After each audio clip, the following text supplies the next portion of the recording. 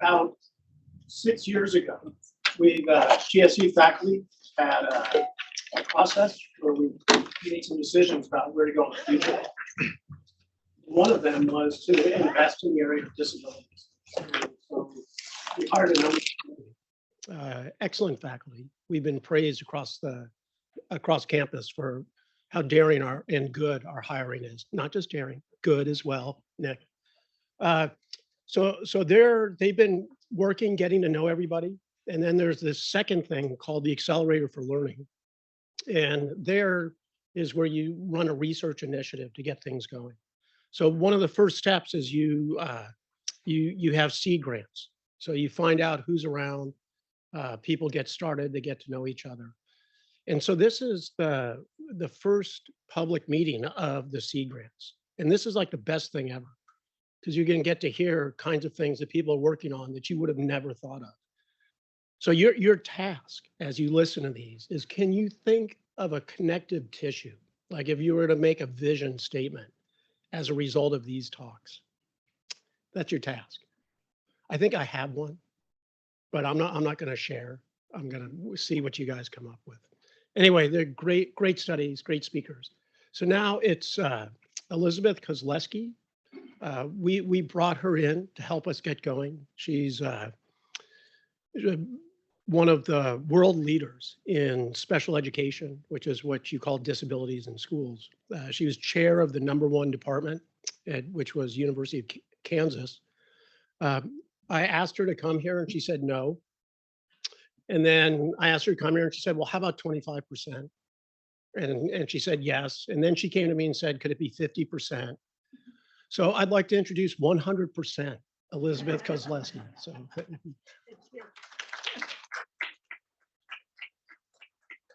And can I just say that it was a really good decision on my part to come to a place that's as vibrant a campus as Stanford is, to work with as many brilliant people as there are here, all in pursuit of what the future could bring and hold for kids who haven't had the kind of fair shake that they should get in our education systems, starting from the time that they're born in neonatal clinics, in hospitals, all the way through being a toddler and in preschool and in kindergarten and through their schooling experiences. There's always this sense that they are outsiders being asked to fit in to what already exists, that we haven't really cracked the code of what it means to personalize education at the level at which it's actually possible for many children to be able to pick up and learn and become the full and complete human beings that they could be. So for Stanford to take this challenge on in the Learning Differences Initiative is incredibly important. And it comes with a history of disability being used in a variety of different ways to exclude and push out kids. So we have not only a conversation just about what goes on neurologically and in the mental health and the development of children, but also how disability is used in other ways to exclude and separate kids. And we'll be learning about that in these seed grants that we will benefit from hearing our speakers today.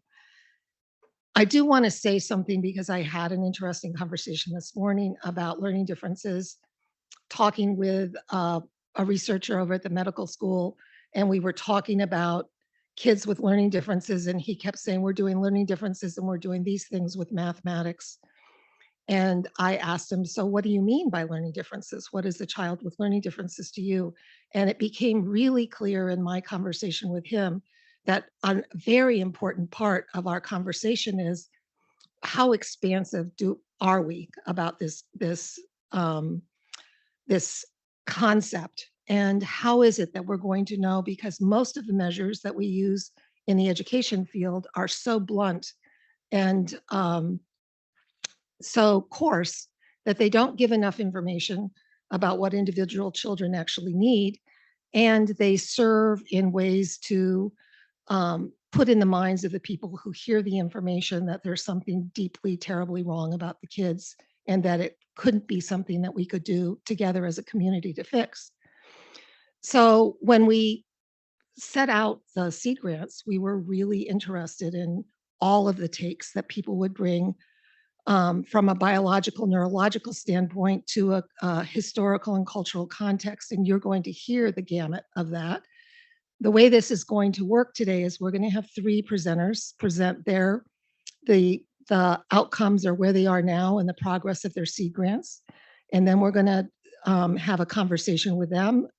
And then we're going to do the last 2 and have another conversation. So there's some chance for all of you to interact. And by the way, you may not know this, but there are many people that are on Zoom right now listening to this too, probably twice as many people as are in the room. So that's pretty exciting that we're talking to people, folks across the country around this. I want to introduce Bruce McCandless, and he will be our first speaker with his team, followed by Mike Hines, who's representing himself and a cast of characters that are behind him. Mike, you'll tell us more about who's on your team. And then Nick, you'll be the 3rd presenter, and then we'll break and have this conversation with our 4 panelists. Eric Abrams is the Chief Inclusion Officer for the Graduate School of Education. Isabel Howe, who's the Executive Director of the Stanford Accelerator for Learning. Phil Fisher, who's leading up the Early Childhood Initiative and the Center on Early Childhood that we're developing now. And I feel like I'm missing Tammy Handy, who is our postdoc, who's doing incredible work in the San Francisco public schools right now, looking at immigrant children and disability and working with us on some projects in the Learning Differences Initiative. So hold on to your seats. You're going to have a really exciting experience. Bruce.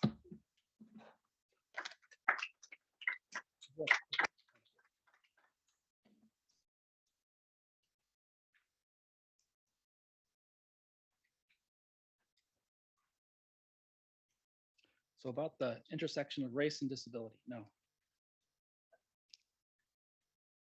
So I'm really excited that Stanford has entered this very new phase of being Stanford and how Stanford works, partly due to this Stanford Accelerator for Learning.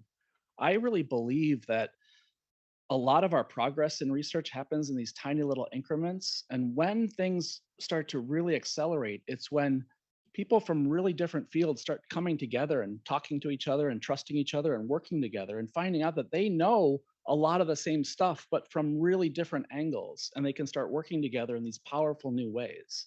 So being at Stanford, I talked to people in psychiatry that are doing things that would just blow your mind. Like they've got brain scans and things happening that give you insights into people that are suffering from really dramatic disabilities that are impacting all sorts of function in their lives, and they're coming up with interventions. You can also talk to people over in the music school, in which there's this amazing community of researchers studying how does the human mind resonate and respond to really complex music, and how does the mind scaffold itself into expertise for music as you dive deeper and deeper into this through education. And you've got these amazing people here in education. So one of the things that the accelerator did was they gave us a small seed grant. And I like this metaphor of a seed grant because you can take it and plot it in the most fertile ground and hope that something really genuine and beautiful would grow out of it.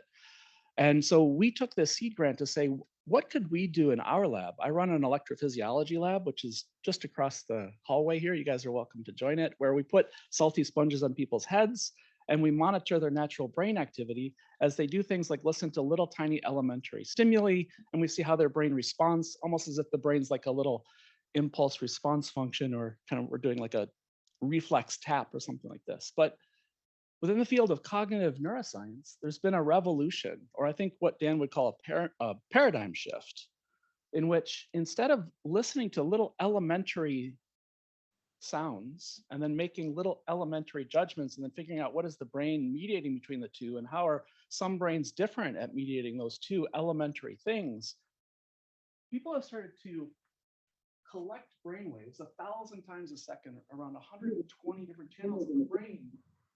And as somebody engages in something as complex as listening to an engaging narrative story told in a dramatic way and having empathy for the characters. And if you have 20 people engage in this very same narrative in a very similar way, there's like this audience central response. And if you look at the acoustic energy hitting their ears, there's a stimulus response that you can measure using these incredibly complex stimuli.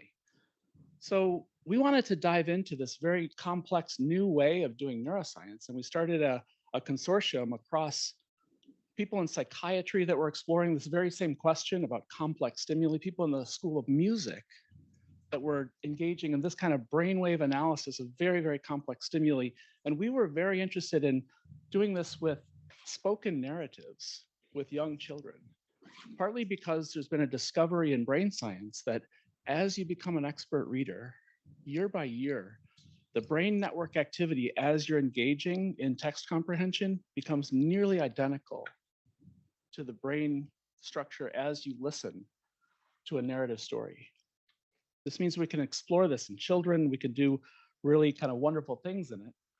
But we also wanted to explore this as a window into individual differences at the sensory level, at the level of compassion, empathy, at the level of complex, logical twists and building mental models. But we realized that most of our lens on individual differences in the context of education are mediated through spoken language, typically mainstream English. And the beautiful thing that we discovered in this interdisciplinary team is that the very same techniques were being applied to people engaging in complex music. And we've heard many sort of heartfelt stories from parents of children with very severe autistic spectrum disorder who show very, very little response when you talk to them or try to interact with them with language, but given the right music, they see this amazing cascade of responses and social communication and belongingness. We wanted to set up an interdisciplinary group to compare all of these levels of processing in the human mind and brain when listening to complex music and when listening to complex spoken narratives, so that we could get different dimensions on learner differences. The team came together and it felt like we were lost for a little while, but we actually got our first study done in which we had a group of individuals come into the lab and listen to 2 different naturalistic songs. And nearly every single participant produced these beautiful brain responses we could measure. And you can even see the difference between the oscillation tempos in a song on each individual. So you could see your brain waves dancing to this music. We think that by being able to engage somebody in their complex engagement in the naturalistic world through both music and spoken word, we can start to disassemble some of these notions that we have about essentialist forms of learning disability. So we can ask questions about the disability that's manifest in mind and brain, reading disability, language disability, hearing disability, ADHD disability, AS disability, through this new lens of how does an individual differ as they're listening to complex or simple sounds in music or in spoken narrative. And this is just a little map of the progress that we made during this project. We did basically a bunch of discussion between people who were musical composers talking about how they would find a parallel to what we would have in a narrative action, all the way to creating a core working group that actually got together and got a whole bunch of work done. We launched a PhD project to look at the theory of mind when it's invoked by a spoken narrative. And another looking at the difference between academic engagement versus just sort of zoning out and letting the sounds hit your ears, together with this pilot study, as well as a whole bunch of resources that the entire group can now share to do this work much more feasibly. And that's been our progress so far. We're also starting collaborations with people that are running extensive in-school studies with children who are struggling with dyslexia. And we're collaborating with folks in psychiatry on autistic spectrum disorder and differences there.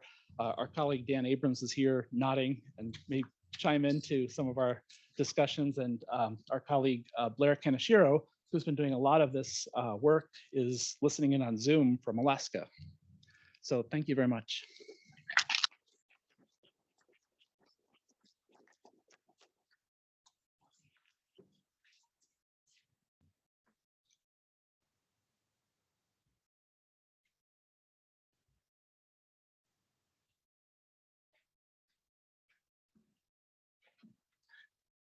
Hi, thanks for those who don't know me. My name is Mike Hines. I'm a historian of education and an assistant professor here at Stanford's GSE.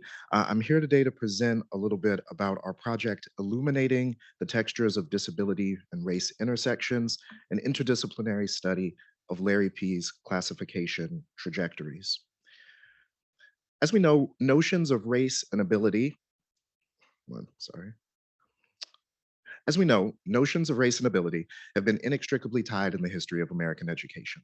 We could think, for instance, of our founding dean, Elwood Cubberley, who embraced the eugenics movement in the early 20th century and used the new science of educational testing to reinforce prevailing views of his era that racial others, including Black and Brown Americans and European immigrants, were intellectually unfit. We could also point to the fact that even after the end of legalized school segregation, after it was prohibited in the wake of the civil rights movement, racialized conceptions of ability still served as a useful mechanism to further continued racial segregation through the isolation of Black and Brown students who were deemed to fall within certain categories of disability. Thus, disability diagnoses, which have acted for some as an object of protection, for others have become a means of stratification. Unfortunately, researchers have only begun to map the intersections between race and disability and education. Too often, that research on disability and race and education has been narrow in its analytic scope, lacking in clear theoretical frameworks, and informed by a deficit framework that blames students of color and naturalizes racial disparities. Such studies tend to neglect the broader historical and institutional context out of which these disparities arise. So, what is needed? What's needed is deeper research that's attentive to the structures and institutions, historical contexts, and relationships of power in which notions of disability and race are created and maintained. Scholars like our own Subini Anima, Elizabeth Kozleski, and Alfredo Artiles are leading the way in this research, and the current project, Illuminating the Textures of Disability and Race Intersections, looks to continue that nuanced and growing literature.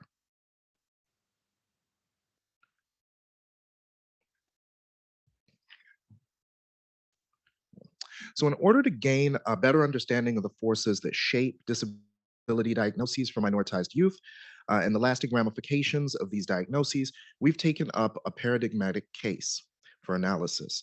Larry P. versus Riles was first issued in 1971 and decided in 1984. It was a case that resulted in a ban on the use of IQ testing for the identification and placement of African American students into special education programs in the state of California. The suit was brought on behalf of 6 Black students and their families, but it represented tens of thousands of Black students who had been inaccurately labeled and placed into classes designated for what was then called EMR, or educably mentally retarded students. In 1968, for example, Black students comprised 27% of the population labeled EMR, although they constituted only 9% of the student body of California as a whole. So using Larry P's early life and school experiences, we set out to examine how race and disability are co-constructed and the role of schools in perpetuating racial inequality through the categorization of students as disabled. We ask how the interactions of biographical, institutional, and categorical trajectories mediated the legal and educational responses throughout Larry P's youth and adolescence. And to answer those questions, we gathered a truly interdisciplinary research team with experience in several interlocking fields. Alfredo Artiles and myself are the PIs for the project. We're joined by Latoya Baldwin-Clark, who's a legal scholar who studies race, education, and disability at UCLA. Also playing a critical role is journalist Lee Romney, whose work has appeared in public radio stations here in the Bay Area and in publications like the LA Times, and who's done extensive work on the Larry P. case. And finally, we also have tremendous benefit from our graduate researchers, including Ayan Ali, Gabriela Lopez, and Yi Lee, who bring their own experiences, including a familiarity with SFUSD and issues of race and disability in the past and the present. So over the past year, our team has concentrated on gathering data. So far, we've been able to collect over 10,000 pages of legal documents, court transcripts, testimonies, and other relevant material made available through the San Francisco Public Advocate's Office, which dealt with the Larry P. case.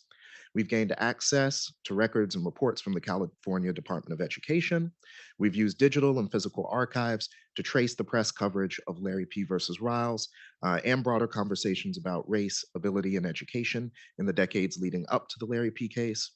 Most importantly, we've conducted several oral history interviews and will be conducting more with major figures involved in the case, and that includes interviews with Larry P. himself. For our next steps, we're going to continue on the road of doing oral histories. We're going to move to coding and analysis and start to put together some deliverables, including what we see now as traditional academic publications, professional development with SFUSD, engagement with policymakers and community stakeholders. The San Francisco Unified School District still continues to struggle with the overrepresentation of Black youth in special education classes, with claims of racism and bias in testing, diagnoses, and assignment of students to special education, and concern amongst community advocates, parents, and teachers, and other stakeholders. Thus, a critical outcome of this research will be to directly inform ongoing discussions about special education. And through such, we envision sparking such conversations through purposeful engagement with SFUSD's Office of Special Education Services, the Community Advisory Committee for Special Education, and community groups like the Community Alliance for Special Education. We also envision public engagement through the digital humanities. In order to engage with the broader public and to make this information as accessible to teachers, advocates, and practitioners as possible, we plan to develop digital methods of communicating our findings. Ideas for digital projects will include interactive timelines of the history of desegregation and special education in San Francisco, mapping tools to help readers visualize the racial geographies of San Francisco and how these realities changed over time, and websites exhibiting primary source documents and secondary sources from the case. Eventually, these efforts may become part of a permanent archival project in collaboration with Stanford's University Archives. So we're excited about what we've done so far, and we are absolutely excited to continue this work. And thanks for the time.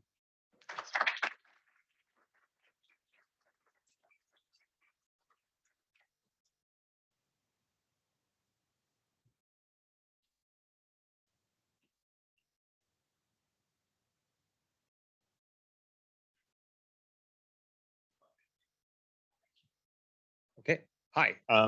So yeah, I'm Nick Haber. I'm an assistant professor here in the Graduate School of Education, courtesy computer science, and I'm going to talk with you today about a collaboration that this is funded joint with Neil Amram in Psych and Communications, Byron and Byron Reeves in Communications and Education, and Tom Robinson over to School of Medicine. And so increasingly, a lot of our lives look like this, right? And so what my wonderful collaborators have done is they've created an app. It installs on participant's phone, and it takes a screenshot every 5 seconds forever. It's an extraordinary longitudinal data set that we called the screenome. Where you get every 5 seconds what they're doing on their phone, as long as they're doing something. And we also collect behavioral measures, surveys largely targeted at mental health and well-being every 2 weeks, right? So it's really quite astounding. This is a visualization of somebody's screenome. So what you're seeing here is we've coded different app types by color. The little band represents youth, and each row is a day, right? So you can see this person day by day, how their use pattern varies so considerably. You can see, let me see, for instance, that on the left-hand side there, they're sleeping, at least most of the time, right? So it's a really, I mean, it just look at the heterogeneity of a single person's use pattern on this, right? And that's what this is all about. And I think from a learning differences perspective, we're looking at just the extraordinary heterogeneity of a very large scale data set with very granular data.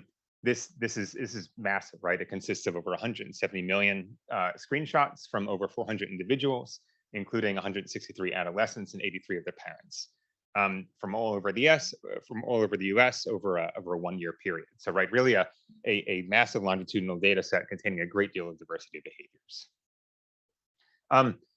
With that, there are some really driving questions overall here, right? How do we characterize and quantify the vast array of human screen behaviors that we see?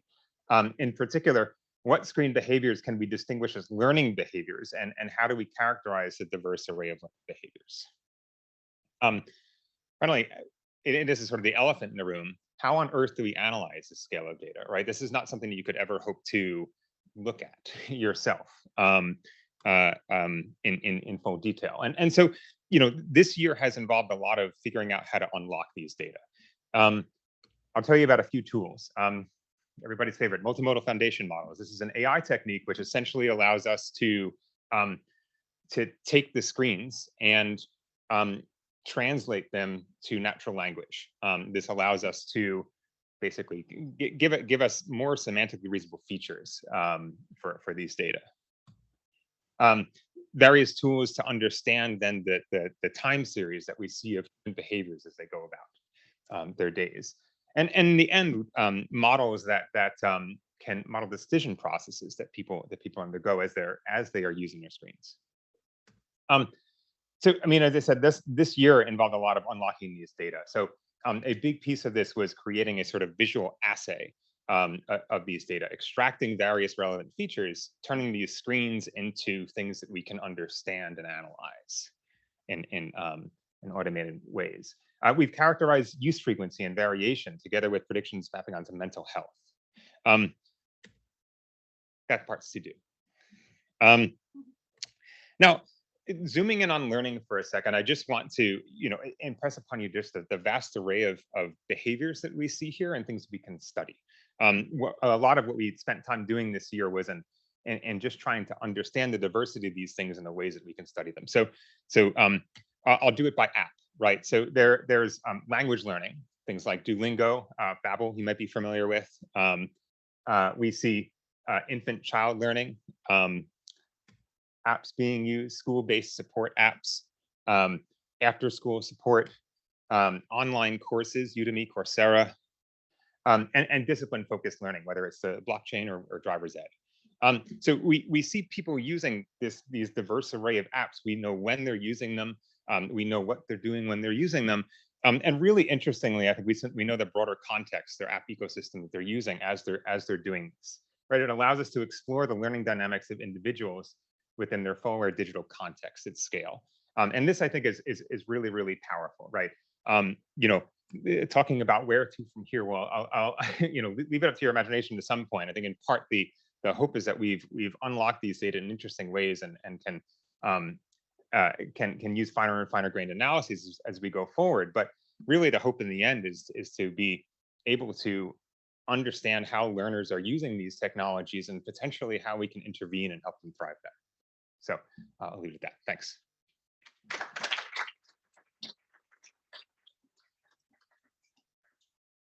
So the panelists can come up and sit in these chairs, and also Bruce and Nick and Mike. So if there's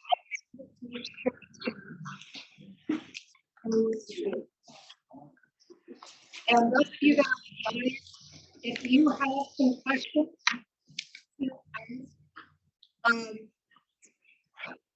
Julia, questions from the audience, like the usual. Okay, all right. So we'll let panelists start, and we will ask you to join us. Thank you.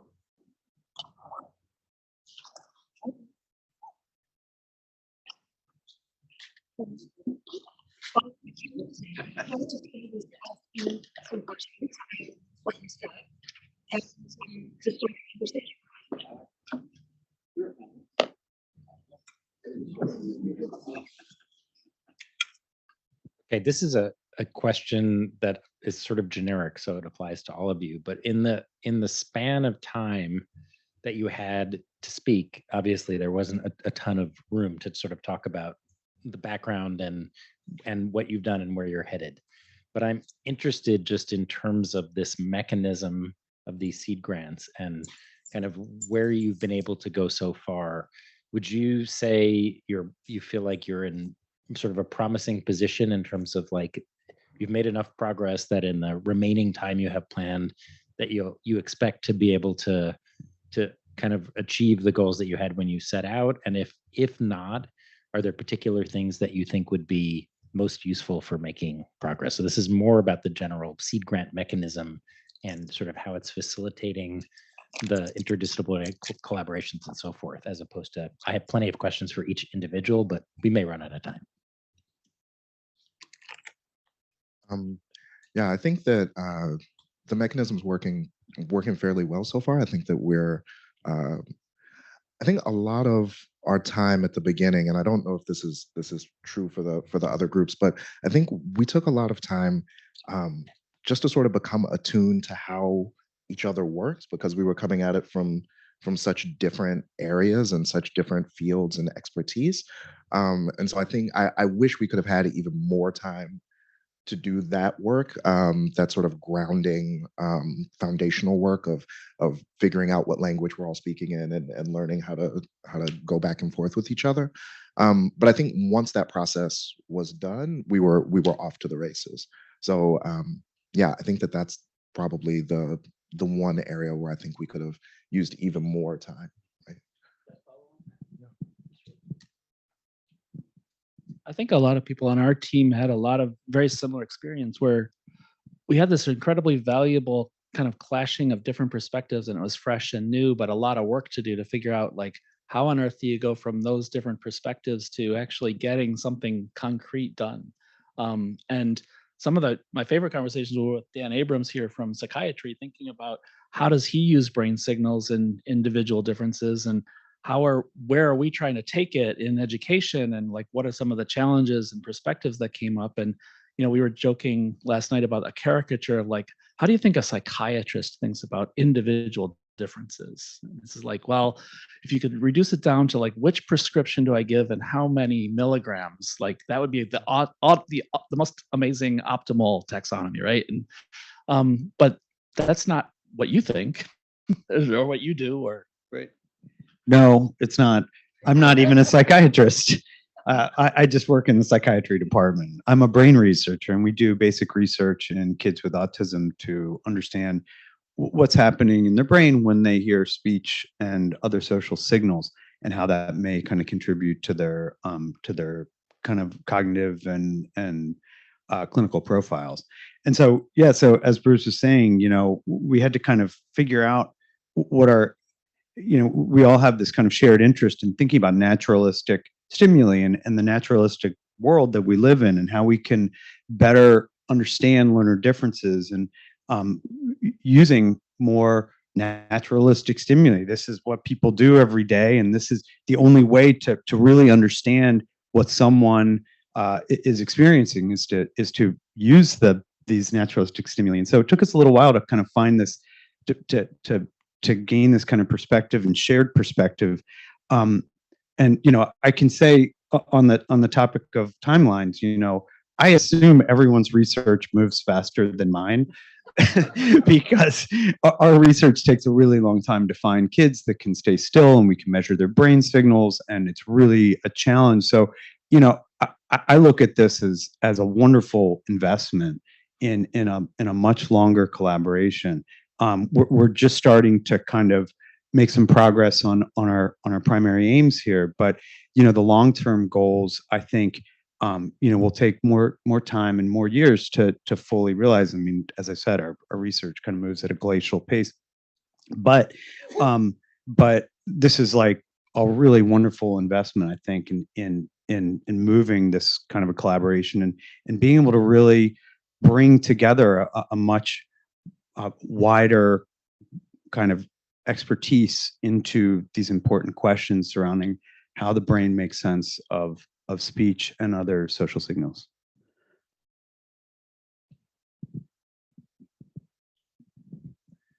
Yeah, I'll start by echoing a point here. Certainly, a lot of this is one great part of this grant as a mechanism is it brings us together. This was very concretely instantiated with Neelam and Byron, who are sitting right over there.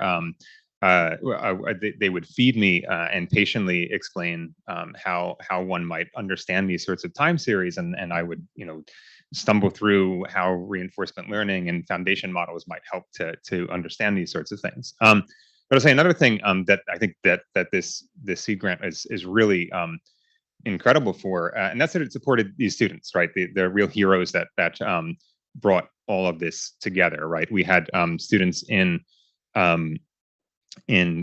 psychology, computer science, communications, medicine, education, all together, and they were really doing a lot of the hard work, slugging it out, getting these things working. And so training people at this nexus is really something that should cement things for this project.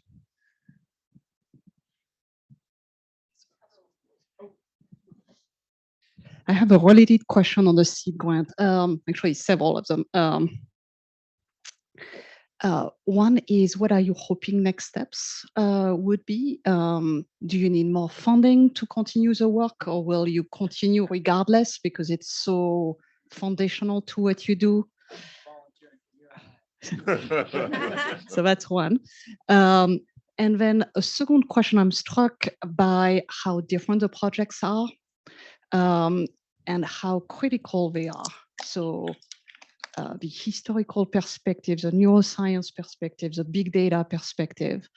How do you meet, how do you align on a bigger agenda to advance learning differences?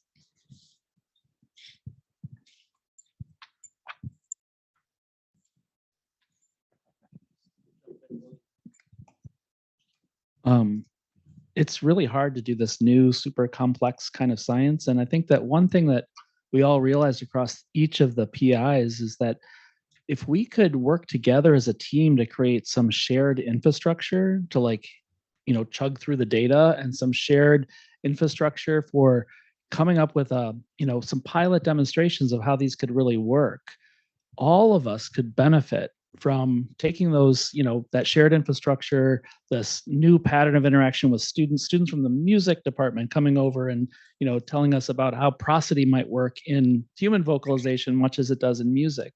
I think that this is an ability for Stanford to shift from this model of distantly separated stars that are moving away from each other at the speed of light, to actually creating these sort of galaxies of value. So I would really say that what my vision of the accelerator is that it could accelerate shared infrastructure, shared patterns of students working together, and also shared time for the intellectual, scholarly thoughts that people are having off in their own offices to get together and make communities out of them, which is something that some people feel might be lacking, but I mean, other people find it. And if there's a way of incentivizing it and making it part of the culture, I think this would be like the true mechanism of change that I would argue would drive an accelerator vision. I can. Yeah. So I think on the point of sort of what this grant has done for us and sort of what we're looking to do going forward. Yeah, I mean, I do think that that this sort of has cemented a team in training students that can do these sorts of things. To answer your question on funding, we would we would like some more.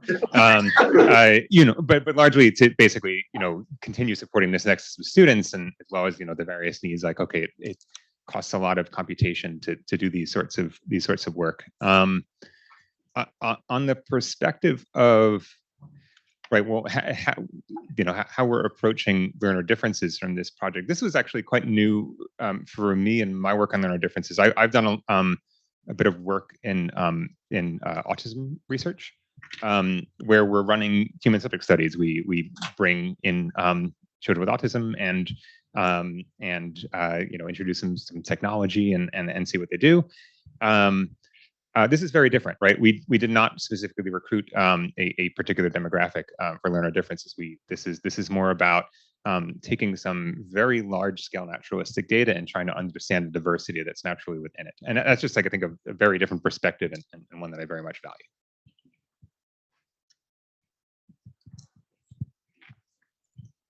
Bruce, I've got a question for you. Your work talked about, kids learning complex stories and the complexity of what they're learning as you're looking at their brain waves. And you touched on compassion and empathy. And that sparked my imagination. And I'm wondering if you can talk a little bit more about what you've learned about how kids learn things like compassion and empathy.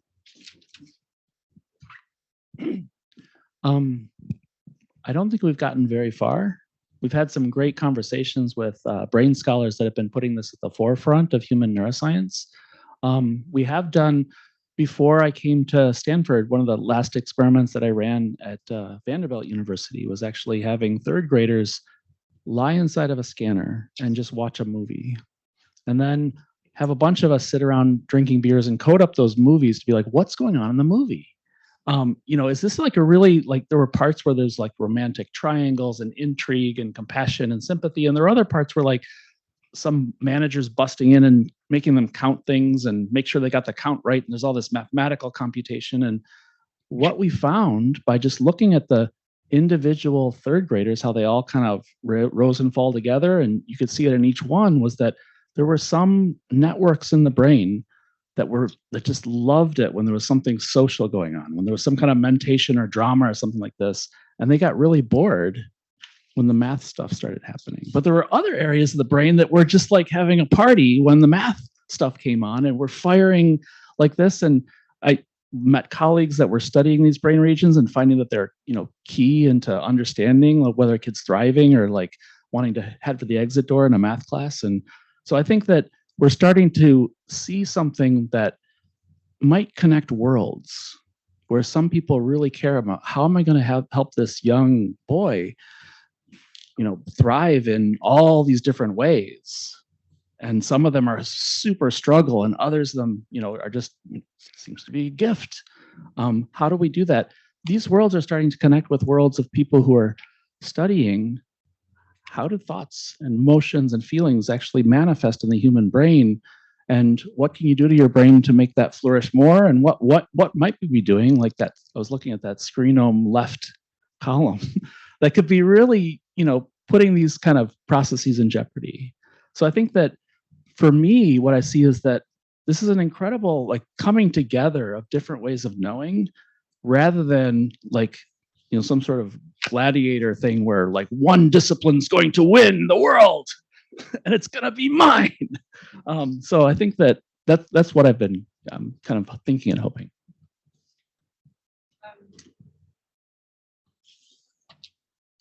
So my question is around navigating different bodies of evidence from a sociocultural, biocultural point of view. And I wondered, in all the projects that we talked about today, the idea of difference becomes problematic when difference often morphs into deficit.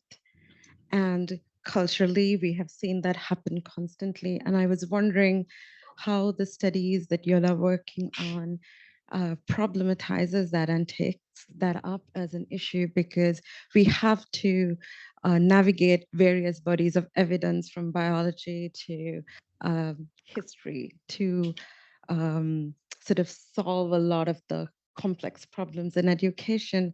And any ideas as to how we actually bring to the forefront this historical problem of moving difference and allocating difference in bodies and communities into deficit, and how your studies possibly challenge that? Yeah, it's a really great question. I think our study is rooted in that, particularly like we not only trace the rise of EMR classes and the rise of different classifications within SFUSD, right? But we're looking more broadly at what's going on in the historical context, right? So we're in the 1960s, we're in the early 1970s. So we have to take into account forces like the Great Migration, right? The second wave of the Great Migration post-war that brings a lot of African Americans into the Bay Area and how that impacted schooling, right? Larry P. actually starts his life in Marietta, Georgia, and moves because of racism in Georgia, right? So racism is sort of the starting point, right? And we talked to him in several of the interviews about what it was like, right, to be a migrant from Georgia to San Francisco in the 1960s. And one of the things that we found is that educators, both white educators and sometimes Black educators who were natives of San Francisco, looked down on folks from the American South who were relocating to the Bay Area for the first time, right? And so like that's a critical part of this journey to understand. And we didn't know that at the outset. We've got the civil rights movement, we've got desegregation happening in the 1960s at the same time, right? And how that overlays into these categorizations and these uses of difference as somewhat of a mechanism to stop school integration, right? You can integrate a school, but if we can, put all the Black and brown kids, right, into separate classrooms, it doesn't matter, right? We can reconstitute that segregation even in the same school building, right? And so those things are just at the heart of what we're doing with this project. I think that one of the powerful things about this that allows us to acknowledge that and explore those things is doing oral history work so that we can hear from people who've had the experience of being mislabeled, who've had the experience of having access to education cut off for them, who have been put into these sort of dead-end classes or these holding classes, and allowing that voice to manifest in our research, I think is something that's really key. One hope, I think this is a great question. And I think it's really at the heart of like what a lot of us struggle with when moving between like the medical school model and the education model. And I think that one thing that I've learned quite powerfully in coming from this kind of a medical school to an education school is really thinking about learning deficits, not just as a framework, but moving it from an attribute of a brain or a child and into this child by environment interaction. I think that you can have a deficit in your interaction with a particular environment, which reduces or blocks learning. But that doesn't necessarily mean the deficit is intrinsic to you or essential to you as the person. So part of our hope in doing this kind of research, you saw how I had brain responses to song 1 and song 2. Imagine song 1 is what they give you during a standardized test, and it's a narrative that you're supposed to listen to and then answer some multiple choice questions, and you have a terrible interaction with this piece of environment. But then song 2 is actually a study that was chosen to fit your experiences, to resonate to the experiences that you built up in your own context, and you show that, whoa, there's this amazing resonance of the brain at all of these different levels when put in this environment. Where is the deficit? Is it in one of those 2 songs? Is it in the child? No, I think fundamentally it's in the interaction between the child and the environment. And I think that is really what we study as educators. And instead of blaming one or the other, we have to look at the interaction. And yeah, I'll just say that, right, as I mentioned, that I have a background in doing some autism research, and that is, I think that you can do a lot of very useful things and help people in that way. But certainly there is within like the history of medically how we treat ASD a pathologizing of a vast array of behaviors. And I think that one perspective when we're taking in this project is, well, okay, let's gather in detail fine-grained measure of the whole population's learning behaviors, and the hope being that we can see the extraordinary heterogeneity we see across the population, not targeting any particular group, so as to sort of better understand the whole landscape.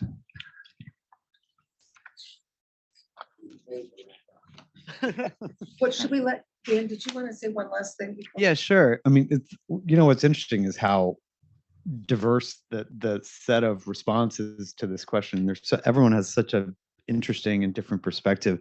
I guess from the kind of circling back to some of what Nick said, the field of mental health and psychiatry has really adopted, kind of understood that categorizing populations can be really problematic.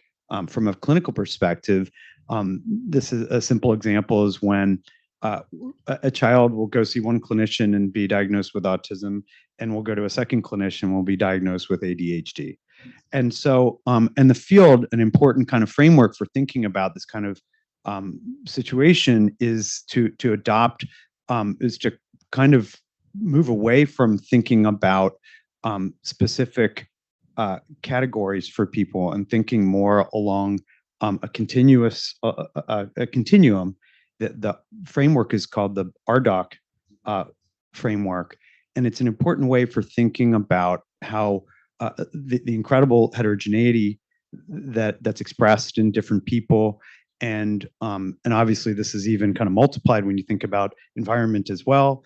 But when you think about, so this is an important way for the field of psychiatry, and I think it, there are a lot of other ways to kind of to perhaps for this kind of thinking to move into other areas of research as well, and in specific, or in particular, thinking about learning differences in kids, and not to think about categories, but to think about the continuum of experience and the continuum of abilities.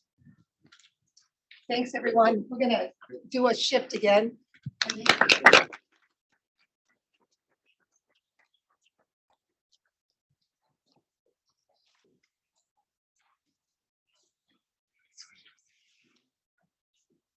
The next speaker is going to be online. His name is Travis Bradley, and he's in, I think Travis is in New York State right now, talking about the Bridge to Learning. This is a project that he worked on. I'm watching what's going on in the back of the room. While we're doing that, if somebody in the audience have a question, that even if you just get to ask.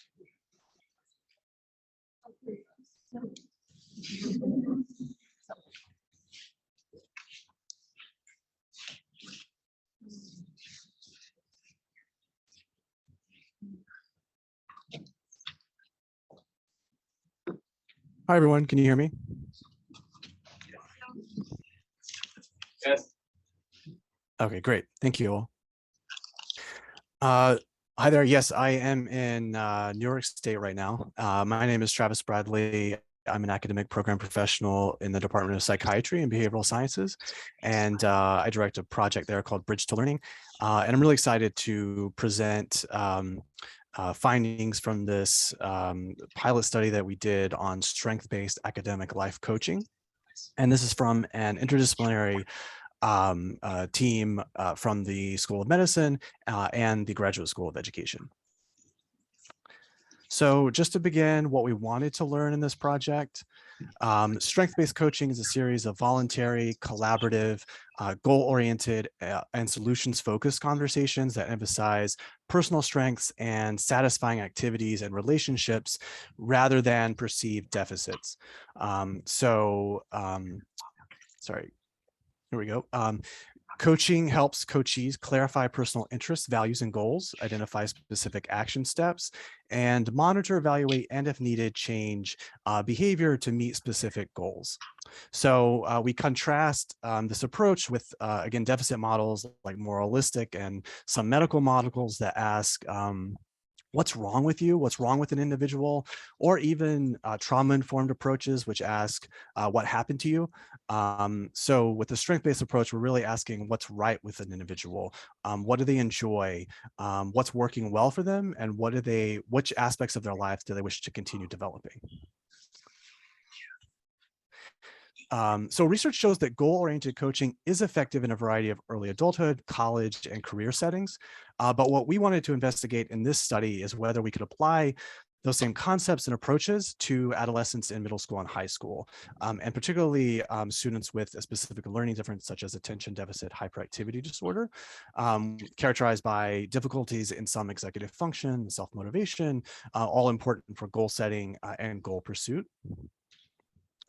So we evaluated a brief semi-structured coaching intervention consisting of 6 30-minute sessions. We wanted to know, is it possible to remotely train K-12 school staff to deliver the coaching intervention? Do students find participation in coaching enjoyable and satisfying? And does coaching actually improve student outcomes? So for this project, we were doing a school-based study in the middle or end of the pandemic. So we devised a remote coach training program using a hybrid format. We had pre-recorded instructional videos, as well as live Zoom sessions with additional instruction, discussion, and peer coaching practice. Training topics included introductions to motivation science, coaching concepts and techniques, particularly drawing from motivational interviewing and cognitive behavioral approaches, ADHD presentations and use of self-assessments, particularly focused on values, strengths, and goal setting, and executive functioning strategies tailored to students with ADHD. So the research participants in our pilot study were both coaches and students. We ended up with 2 teacher assistants with a background in special education, as well as 1 teacher aide. And we had 5 students in grades 6 to 9 with roughly equal division between male and female.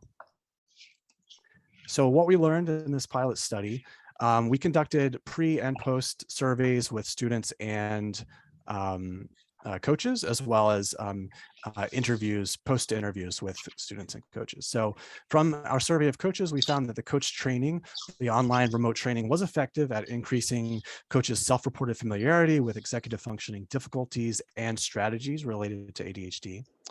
Strength-based approaches to learning and life coaching. So even though 2 out of the 3 coaches had a background in special education, this was still, the training was effective in increasing their familiarity and knowledge in these important areas. And particularly we found with the coach without prior experience in special ed, it was especially effective at increasing their self-reported confidence in supporting students, specifically in helping students clarify personal values and personal strengths, and selecting and achieving a personal goal. And all 3 coaches reported that they were very likely to recommend this professional development to other educators. So this is a little chart with student feedback on coaches. So actually a majority of students strongly agree that they would recommend coaching to others, that their coach listened to them, understood them, and respected them. A majority also said that coaching helped them understand their values, identify strengths, and set realistic goals. And even though this intervention was brief, occurred over a 4 to 6 period during the late spring, still a majority, 3 out of 5, reported that coaching helped them achieve their goals during that time. And 4 out of 5 students also reported, oops, let me go back really quickly, that they were very satisfied with coaching. So some themes that emerged from these interviews: building trusting relationships. So we identified several important interpersonal factors: familiarity, rapport, care, and encouragement. Participants suggested that trusting relationships take time, maybe a little bit more than the 6 week that we had, and that conflict can occur in coaching when the student isn't ready for goal-directed coaching, or there's some kind of resistance between the coach and the coachee. Greater personalization for students with different abilities, interests, and life circumstances were needed. So everyone's pretty much suggested that coaching, it would be better to begin at the beginning of the school year and include more frequent and informal check-ins. The self-assessments or online questionnaires that we developed were a barrier for some students, we found, due to their placement in the coaching sequence and the format and length of those. A majority of students also wish to focus on academic life more broadly, so life goals, skills, and personal relationships, not only academics. That was allowed in the study, but some extra attention should be made in the coach training to that. And okay, final wrap up. Do apologize. I got my time warning. So let me just skip to the final recap. Yes. Our coach training intervention, remote training was effective in training coaches. The students did seem to find it enjoyable and satisfying, but coaches might need a little additional guidance responding to resistance, and some additional flexibility for students around the coaching format, particularly the self-assessments.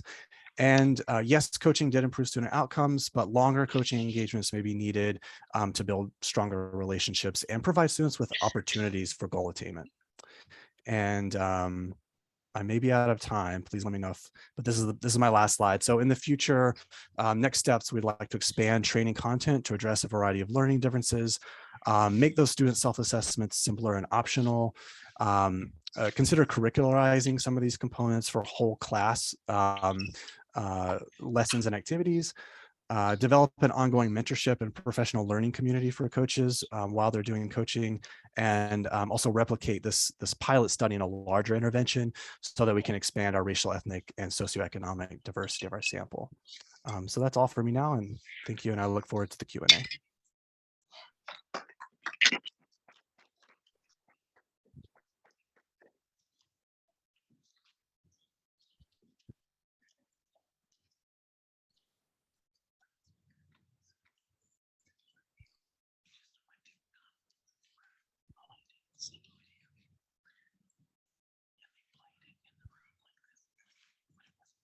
Just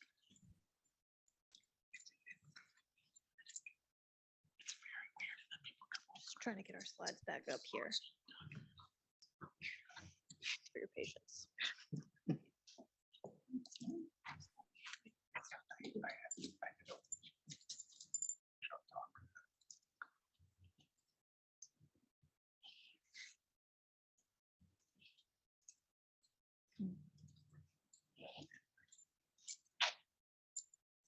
So our next presenter we'll have coming up is Guillermo Solana Flores. So while we're getting his slides up here, I'll let him get ready to transition.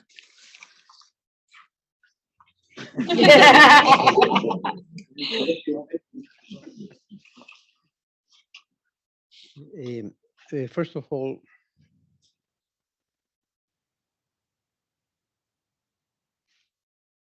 I just want to put the names of the people who have been very supportive, including my wonderful graduate students who have participated with ideas and coding and that kind of thing. Rosa and I have spent a lot of time having fun building charts. We'll see those charts later. So just let me start by saying that semiotics is about representing information. Anything that the human being does is related to representing information. Oral language, written language, gesturing, icons, body language, everything.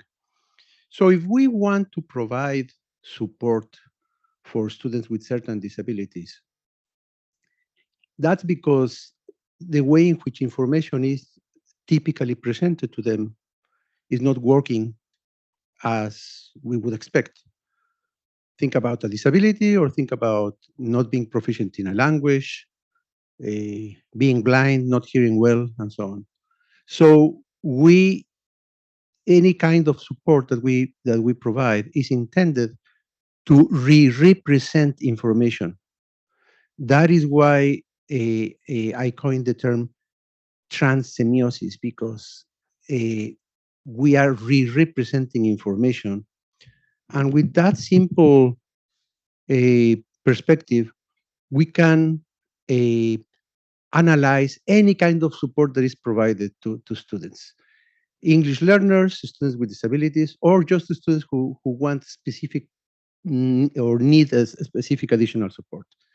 What you see on the right here is just a list of commonly used supports and accommodations or accessibility resources given to students in tests. Some of them are authorized by assessment systems, large-scale assessment systems like the National Assessment of Educational Progress, or the ones used by the Smarter Balanced Assessment Consortium. So we can see the variety that we have there, the variety of things. Everything can be examined in terms of transsemiosis. So we would like to ensure accessibility for students with special needs. But also we realize that accessibility resources and accommodations are very complex, and thus the notion of transsemiosis help us to optimize the design of those accessibility resources and accommodations. That's what we want to do. So the main thing here is that whenever you use an accommodation or accessibility resource with a student with special needs, that imposes an extra cognitive load. So in addition to figuring out how to respond to the item, the student needs to figure out what to do with the computer, how to interact with the computer, to be able to understand the item, and then to be able to produce the response. Typically, you would do this with cognitive interviews. You know, I have designed my accommodation accessibility resource. I give it to the student. I interview the student, and I through an iterative process, I improve the design of the accommodation or accessibility resource. But it is unlikely that test developers will do that because that is costly and time consuming. So we want to come up with a formal analytical perspective that would allow us to evaluate the complexity of those accessibility resources and accommodations. So just to start with, if you see the purple panel over there, it shows us a wonderful set of things that you can do in computer administered tests. Given the capabilities of the information technology, you are able to zoom in, to speed, to change the speed, to adjust the color, the background, to replay, to stop, to move forward, fast forward, and so on. So many things. But that has a cost. And essentially, the cost is that you have to use a lot of signifiers. You interpret a lot of signifiers and perform a bunch of actions. So just I'm going backwards, by the way. So just an example. This is what you would see if you are taking a test, a computer testing environment. Essentially, you have a bunch of icons that you need to interpret and a routine or things that you could do. If you need the support of a American Sign Language, you would click on this little circle with these three lines that you see on the right there, and essentially you would see this menu, and then you would choose the menu, and then you would see the video playing the American Sign Language. Okay, sounds good, right? But this is what you would see if that all the students see in terms of the sequence of actions and the things that they do on the screen. If you are using American Sign Language, that accommodation, you would need to do all those things in terms of processing information and realizing and performing activities.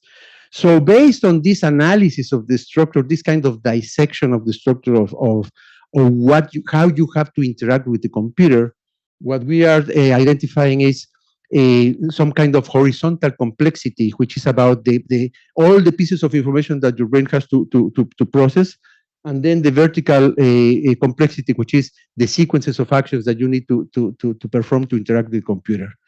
And then you have the situation, these yellow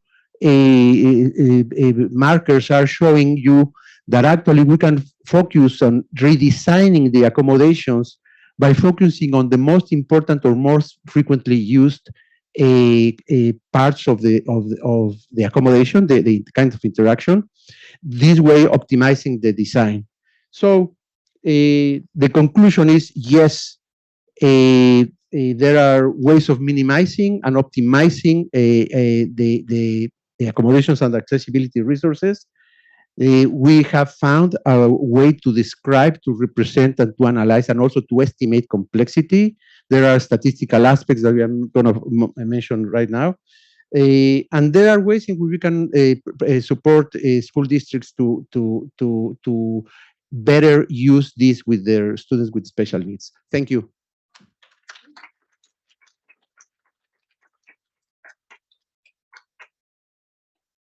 So let's front load some of your questions out in the audience.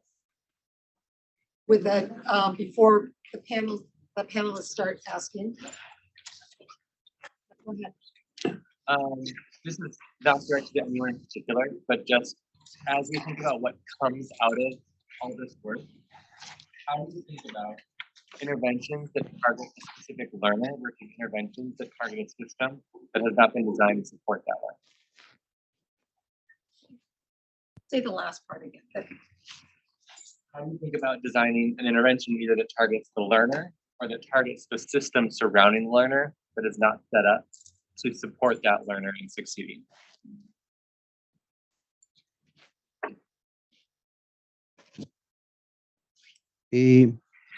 When I have done in my research, which focuses in students with special needs, essentially it is impossible to come up with something good if you don't think systemically.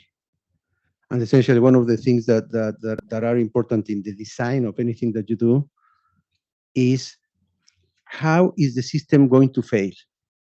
And how is that going to affect what I'm trying to offer to students? So you have to incorporate the system failure component into your thinking all the time. This is not specific to English learners or to students with disabilities. This is actually a very well-known principle in design.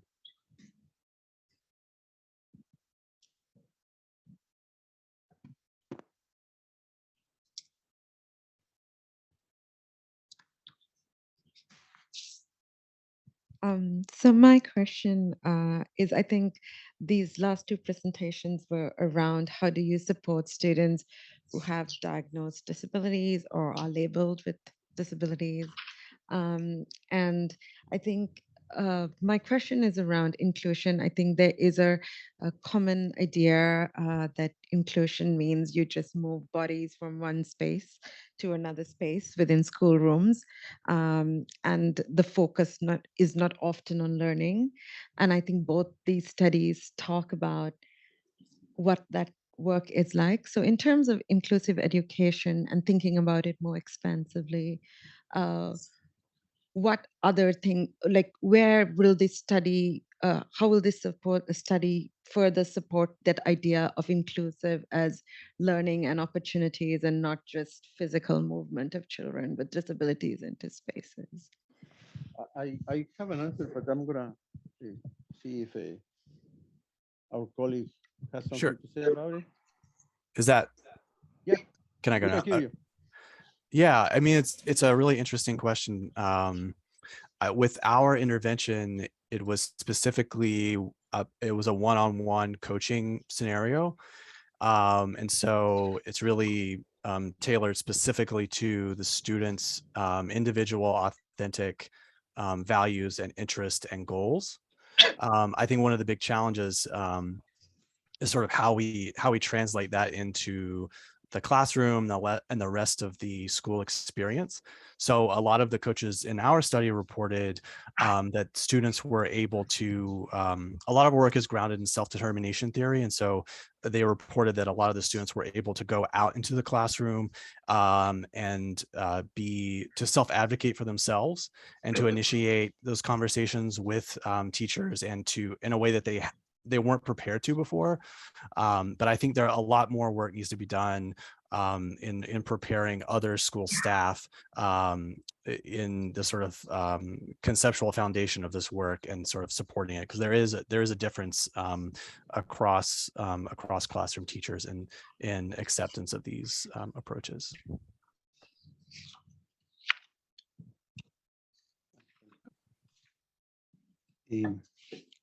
What we have found in the use of accommodations and accessibility resources that you can have the best design, but if you don't provide proper professional development that allows educators to use wisely those accessibility resources and accommodations, is not going to work. For example, from interaction with Magda Chia, who is one of the advisors to our project, she was very much involved in the design of accommodations in the Smarter Balanced Assessment Consortium. One of the experiences here is that it is very common that with the best of the intentions, the educators want to provide as many accommodations as possible for the student. The more, the better. That is the notion.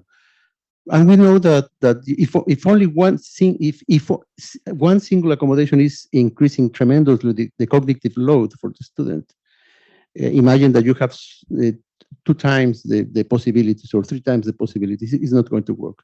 So definitely you need to related to the aspect of the systemic thinking, you need to incorporate into that the engagement of the adults and the professional development aspects. I have a question for both of you that's it's slightly different for each of you, but it's really about the concept of this work having impact at scale, or having sort of scalability of the work that you're doing. So Willie, as I understand it, the work that you're doing has potential to transcend any particular category of disability. It's really a way of thinking about accommodations and how accommodations can be made to the learning environment or to the test environment, independent of the particular, whether it's a language disability or speech or a multi-language learner, but that it's applicable across. So it's really a framework that has a lot of applicability. So we don't have to think about just this situation or that situation.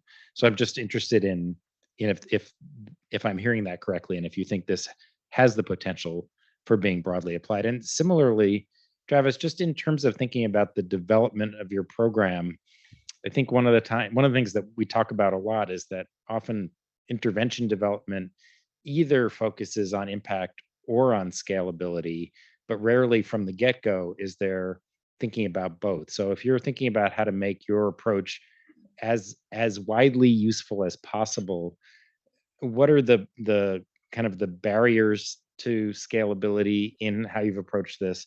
And what are the things about it that you think make it have great potential for scale? But maybe start with Willie. Okay. Yes, just to be clear, the applicability across different disabilities is the framework, not that we intend to develop a certain accommodations that will be applicable to any need. And it's simple, and it might guide the efforts for people to develop systematically accommodations.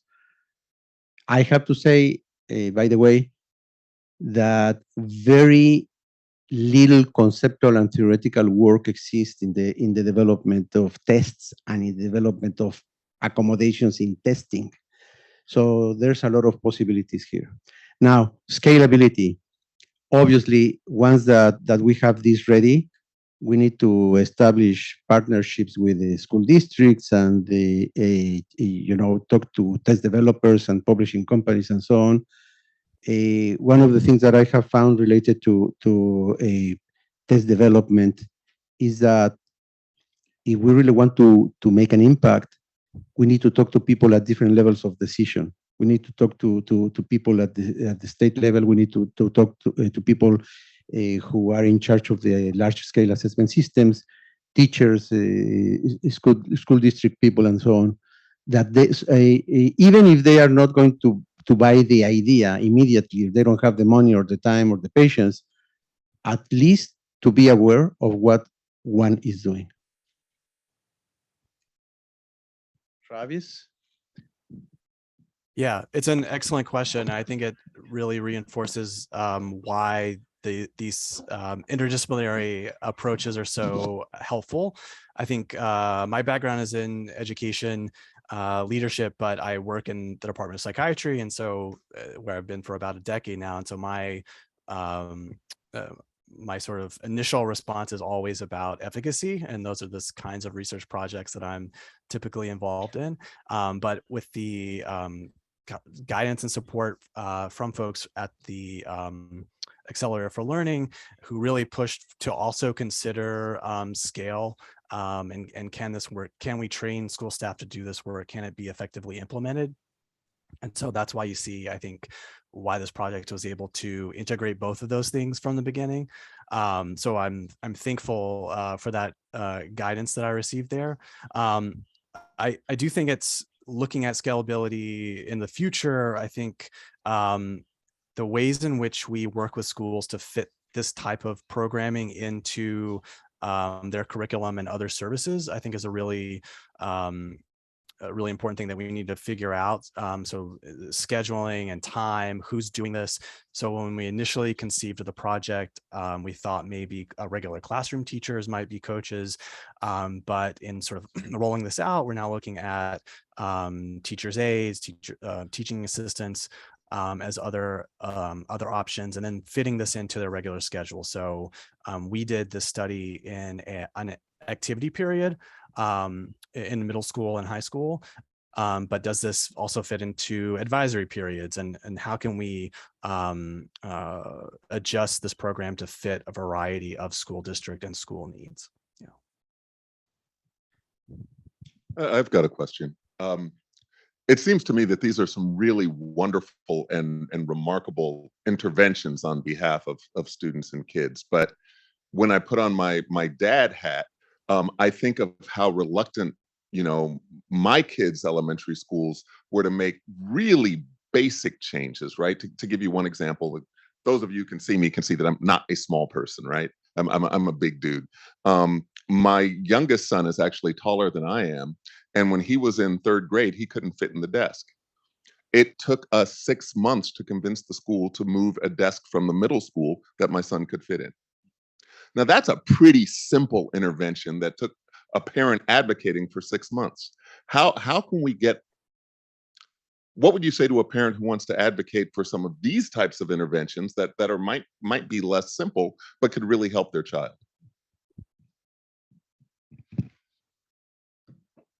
I understand totally. And actually, I driven by my frustration with how slowly innovation or new ideas or challenges to old ideas are incorporated into practices regarding students with disabilities and English learners. Actually, I have my own collection of historical facts that illustrate exactly the same thing. The one example that I put that I give all the time is that the English army knew that the uniforms that they should be used for the soldiers to go to war shouldn't be red, and it took like 100 years to make the change once that there was evidence on that. So imagine your kid struggling with the small desk. So the way in which I think that is very important to address this from my perspective, and what I have found that is that can be very influential, is when you manage to convince the assessment systems to incorporate into the solicitations for proposals for the contracts a good conceptual framework of what is expected for the contractors to do. So if you're going to show me that you're justifying the $40 million that you are charging me for this development of assessments, convince me that you are doing it according to this assessment, to this conceptual framework that reflects current thinking on the thing. Yeah, I don't think I have a better answer than that. You don't, Travis? Are you sure? Yeah. Well, I just want to thank everyone for staying here and being here. Do we have one more time for one more? Yes. Yeah. Thank you, Elizabeth. This is a question for Travis. Curious if you have tried the strength-based coaching in an, obviously you tried it in an online format, which is great. Have you also tried it previously in an offline format? And did you observe any difference between the two? No, it's a great question. So the coach training format that we use was completely online. Yeah, it's a novel approach. I mean, as a lot of folks did during the pandemic, a lot of the trainings, certainly in psychology and education as well, a lot of the trainings went online. It would be interesting to see whether what differential impact an in-person training would have. I think as the pandemic was beginning to wane, there was some interest. I know I wanted to get back and have face-to-face interactions with folks. So there was an interest in moving, maybe back to an in-person format. But I think that we ended up, there was still some uncertainty, and so we ended up sticking with the online format. And it actually worked surprisingly well based on the feedback that we got from the coaches, because there was that flip model, so that there was an asynchronous model, so there was a little bit of flexibility for coaches who had also been working. They worked during the day, and then we did the training after school, and then they had that kind of peer-to-peer interaction, even though it was online. So. Thanks, Travis. We're gonna wrap up so you all can get to your next appointments, which I'm sure are many and varied. It's very meaningful for all of us who do the research on learning differences to have this time together, to listen to what each other is doing. We don't get that much time to actually listen to our work. And to have an audience here makes us think about how it might be heard by all of you. Juliana is going to send out a Google form so that you all have a chance to respond. And if there are questions that you want to have answered, we will answer them if you write them in the Google form. But thank you for being here. There are many people online. We're so happy that you also came here, and we are, I think, inspired by the idea that our seed grants are going to places that we didn't anticipate when we began, but it feels like there's a lot of really good synergy here. So thank you very much. And thanks to all the participants.